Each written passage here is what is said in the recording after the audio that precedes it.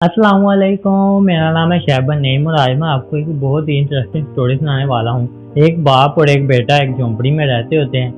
उनके पास इतने खास हालात नहीं होते, नॉर्मल हालात होते हैं।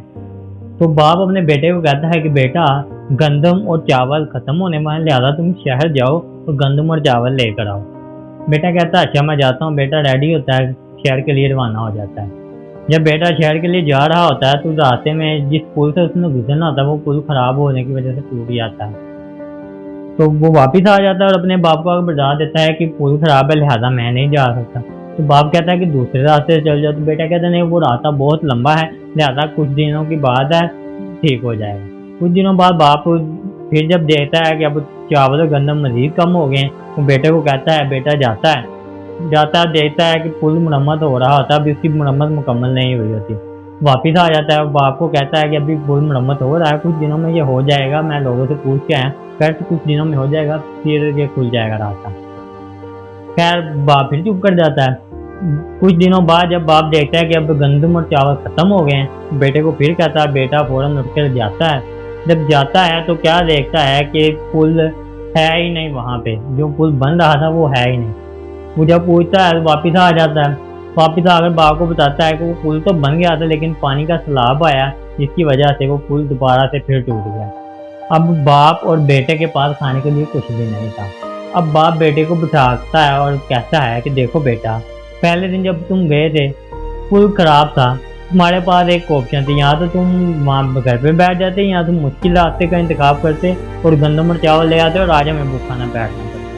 यानी कि उस वक्त तुमने मुश्किल रास्ते का इंतखाब नहीं किया, तुमने शॉर्टकट ढूंढा, तुमने आसानी ढूंढी और आज हम भूखे बैठे हुए हैं। काश कि तुमने उस वक्त ये मुश्किल रास्ता चुन लिया होता और आज तुम गए होते और हमारे पास गंदम और चावल होते। तो हम लोग भी ऐसे ही अक्सर ज़्यादातर यही कुछ करते हैं कि हम अपनी मौजूदा हालात में जो काम करना चाह रहे होते हैं, हम कहते हैं कि यार कुछ करना भी ना पड़े और काम भी हो जाए, या बहुत कम मेहनत करनी पड़े और काम हो जाए, हम शॉर्टकट ढूंढ रहे होते हैं। जबकि जो कामयाबी है ना, वो एक मुकम्मल प्रोसेस है और ये छोटा रास्ता नहीं, एक लंबा प्रोसेस है। इसमें उतार चढ़ाव, मुश्किल आते हैं, टाइम का ऊपर नीचे हो जाना, बहुत सारे मसले मसाइल आते हैं, उसके बाद जाकर इंसान कहीं कामयाब होता है। लेकिन हम लोग क्या करते हैं, हम अपने प्रेजेंट को कंफर्ट जोन में रहते हैं, अपने प्रेजेंट को अनकंफर्टेबल नहीं करते, जिसकी वजह से जो हमारा आज के टाइम में कंफर्ट जोन है वो हमारे फ्यूचर को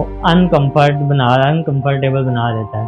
इसलिए कोशिश करें अपने प्रेजेंट को तब तक अनकंफर्टेबल रखें जब तक आपका फ्यूचर कंफर्टेबल ना हो जाए या इसकी गारंटी ना मिल जाए आपको। तो कोशिश करें इस लड़के की तरह घर पे बैठकर वक्त का, अपॉर्चुनिटी का इंतज़ार करने की बजाय मुश्किल रास्ते का इंतखाब करें, खुद करें, किसी के ऊपर डिपेंडेंट ना हो। जब आप अपना रास्ता खुद तलाश करेंगे, खुद बनाएंगे, खुद सोचेंगे, तो इंशाल्लाह आपको उतार चढ़ाव आएंगे, आप उससे पार कर जाओगे और कामयाब हो जाओगे। अदरवाइज आप भी इस बाप बेटे की तरह भूखे रह जाओगे, जिनके पास कभी बहुत टाइम था, राइट टाइम था, मौका था, लेकिन उन्होंने मौका गवा दिया सिर्फ हल्की सी हड्ड हरामी की वजह से, काम ना करने की वजह, थोड़ी सी मेहनत ज़्यादा ना करने की वजह से आज वो भूखे बैठे हुए हैं और आज ये पछता रहे हैं, काश हमने उस वक्त मेहनत कर ली होती। तो इसलिए अगर आप चाहते हैं कि आपको पछताना ना पड़े तो आज खुद को अनकंफर्टेबल कीजिए और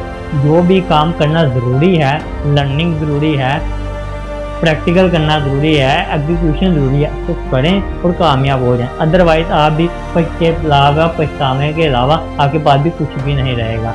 तो ये थी आज की वीडियो, मिलते हैं नेक्स्ट किसी वीडियो में, अपना ख्याल रखिएगा, अल्लाह हाफ़िज़।